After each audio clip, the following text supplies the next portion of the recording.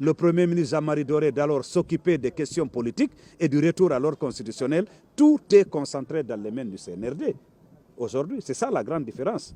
Est-ce qu'il aura les coups de France? Est-ce qu'il aura le mandat de mener ces réformes qu'il envisage mener? Demain nous dira de quoi il s'agit. Qu'il faut très rapidement faire en sorte que les réunions sectorielles annoncées puissent avoir lieu, que l'inclusion soit au rendez-vous. Aujourd'hui, nous avons nos leaders en dehors du territoire national. Il faut s'inspirer de ce que d'autres ont réussi ailleurs. Quand vous prenez les cas de d'autres pays, ceux qui étaient les leaders, en tout cas qui étaient en exil, sont rentrés au pays. Et donc aujourd'hui, quand nous voulons construire la nation, quand nous voulons construire la Guinée, quand nous voulons ramener tout le monde autour de la table, on ne peut pas laisser seul le Sidia en dehors de la République de Guinée. Ça, ce sont des préalables que nous avons. Donc nous l'avons écouté, conformément à son discours de prise de fonction. Il avait affirmé vouloir en tout cas composer avec toute la classe politique, toutes les coalitions politiques, essayer de relancer en tout cas le processus politique dans un cadre d'inclusivité. Et donc vous savez que depuis beaucoup de temps, nous ne sommes pas autour de la table parce que nous avions estimé que ce n'était ni le cadre, en tout cas ni le contenu, rien n'était approprié. Nous sommes habitués au dialogue politique dans notre pays depuis les années 2010. Et donc cette fois-ci, nous avons jugé opportun, en tout cas, de venir saisir la main tendue du Premier ministre en attendant de savoir quelle orientation cela va prendre. Aujourd'hui, c'est une réunion de prise de contact. Nous avons par devers nous nos mémorandums, nous avons nos revendications, mais nous ne les avons pas étalées aujourd'hui. Nous avons juste attiré son attention qu'il est le troisième Premier ministre en l'espace de 2 ans par rapport à cette transition. Nous lui avons dit que le pays va mal et très mal. Et nous lui avons dit également que de notre côté, quand nous entendons dire qu'il faut d'abord travailler sur les questions économiques, les questions sociales et enfin sur les questions politiques.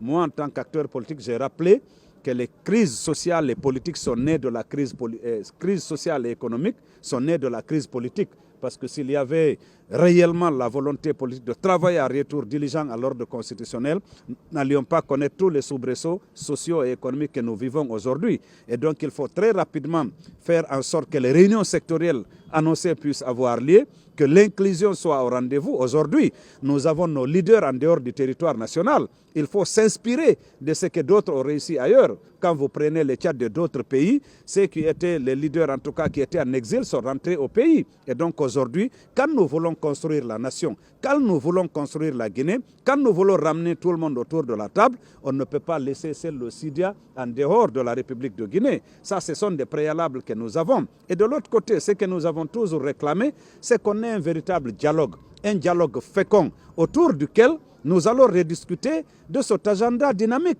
Nous l'avions déjà dit que cet agenda, c'était un jeu de dupes entre le CNRD, le gouvernement de la République et la CEDEAO. Aujourd'hui, nous sommes à quelques 9-8 mois et vous-même, vous avez suivi le Premier ministre qui lui-même a annoncé déjà le glissement alors que cette question n'a pas encore été discutée. Pour nous, c'est dans un cadre formel où l'article 77 est respecté, que la question du chronogramme doit être rediscutée, que la question de son financement doit être rediscutée, quelles sont les activités qui doivent être menées et dans quel délai pour que nous puissions sortir de cette transition-là. Donc nous attendons avec beaucoup d'impatience ces réunions sectorielles pour savoir quelle est l'orientation que cela est en train de prendre. Et nous avons aussi apporté quelques conseils. Nous avons rappelé que le Premier ministre connaît les acteurs politiques, il connaît les problèmes aujourd'hui qui assaillent notre nation. Et quand il y a la volonté politique, il peut y arriver, mais qu'on évite de faire du surplace. Troisième Premier ministre, il a l'opportunité de capitaliser les acquis des 2 autres, mais aussi de tirer les leçons par rapport à ce qui n'a pas fonctionné et qui aboutit à la dissolution spectaculaire, extraordinaire que nous avons connue. Écoutez, vous savez que souvent, ce qu'on prend chez l'homme, c'est la parole, jusqu'à preuve de contraire. Nous avons dit qu'il a les capacités, il a l'expérience, il connaît la classe politique, il connaît le pays. Est-ce qu'il a la volonté politique? Je dirais oui, parce qu'il a organisé cette rencontre dans un premier temps. Est-ce qu'il a les coups de France? Parce que contrairement à la transition de 2010, où le général s'occupait de tout ce qui est réforme du secteur de la sécurité, le Premier ministre Jean-Marie Doré d'alors s'occupait des questions politiques et du retour à l'ordre constitutionnel, tout est concentré dans les mains du CNRD. Aujourd'hui, c'est ça la grande différence. Est-ce qu'il aura les coups de France? Est-ce qu'il aura le mandat de mener ces réformes qu'il envisage mener? Demain nous dira de quoi il s'agit.